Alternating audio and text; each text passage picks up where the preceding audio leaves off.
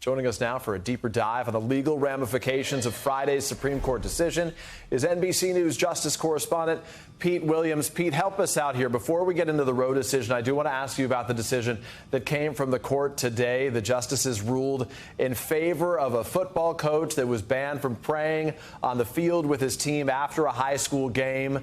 So between Friday and today's ruling, what does that tell us about where the court stands ideologically right now? Well, first, let me tell you what the decision said.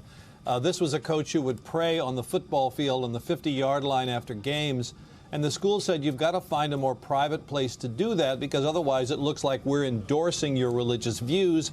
But today the Supreme Court said no, the school district was wrong, that he was acting in his private capacity. The game was over. Players were leaving the field. So he was doing so as an individual, and therefore his prayer was protected under the First Amendment under both free expression and freedom of religion. The dissenters said, he's still the coach. He's got his uniform on. He's got the whistle around his neck. There is the possibility the players would feel coerced. I don't think, Peter, that this brings us any closer to prayer in the class, which, of course, the Supreme Court has long since said is unconstitutional, because the court seemed to go out of its way to make a distinction here and say he was not acting in his capacity as a coach or a teacher. He was doing so in his private capacity. But nonetheless, now to get to your question, this is another example of the Supreme Court.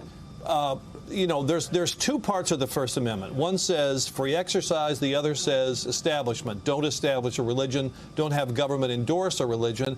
And in the past, those two were sort of in balance. But in recent years, the court has been much more solicitous of claims of religious freedom. So it's undoubtedly another step toward lowering the wall of separation between church and state. Yeah, no doubt. That case coming from Bremerton in Washington State.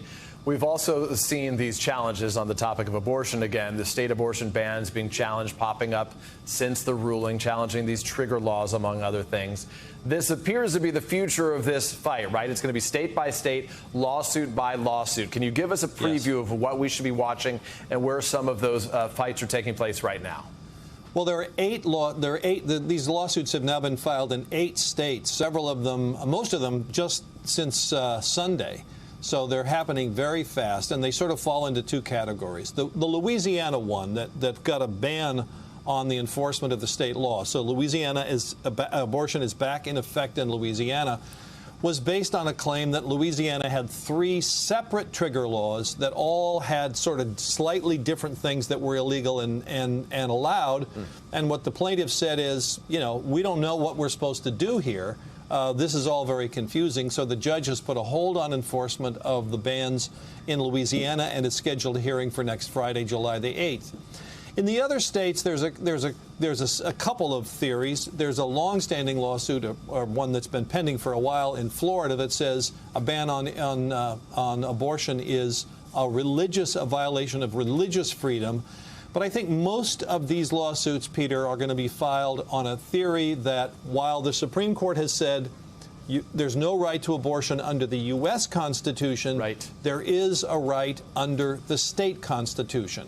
There's a privacy claim in Florida. There's a claim that Utah's Constitution gives greater protection to family considerations, family planning. There's a lawsuit in Mississippi that was just filed within the last couple of minutes that says that Mississippi's privacy law specifically says a choice to make abortion, choose abortion. So that's where these lawsuits are going to be fought out, and it's just way too soon to know whether any of them will be successful. Yeah, the gist is this litigation, though done at the Supreme Court for now, will continue in the states for quite a while going forward. I want to talk to you about what the Attorney General Merrick Garland and frankly both President Biden have said. They've said that they will work to protect access to FDA-approved abortion medications, abortion pills. Can states ban the use of drugs used in medication abortions, if they are mailed from a state where abortion is legal? Which is to say, if, the same way they're discussing transport, there's different states, and if you get it from a state where it's legal to a state where it's not, what do they say? And the answer to the question is nobody knows for sure. Now, what the Justice Department has said is a state can't ban that by arguing that the medications are somehow unsafe or ineffective, because the Food and Drug Administration has already determined that those medications are safe and effective. But that leaves the door open for states to try to ban them for some other reason. And I've been talking to lawyers who have worked in this field, lawyers working on some of these cases that have been filed, and they simply don't know the answer to the question of if a patient is in a banned state and wants to get the medication from a non-banned state, whether that would violate the law in the banned state. It's all the state bans are somewhat different, and it's hard to give a blanket answer to that question. Yeah, questions on that, questions on travel between states, questions. That seems an easier one, I think. Yeah. The travel, I don't know of any state that's trying to make it illegal to travel to another state to try to get abortion services. And Brett Kavanaugh, in his concurrence on Friday, Justice Kavanaugh said he doesn't believe that would be constitutional. Yeah, no doubt. Pete Williams, thank you for your expertise throughout all of our coverage of this. Thanks for watching our YouTube channel. Follow today's top stories and breaking news by downloading the NBC News app.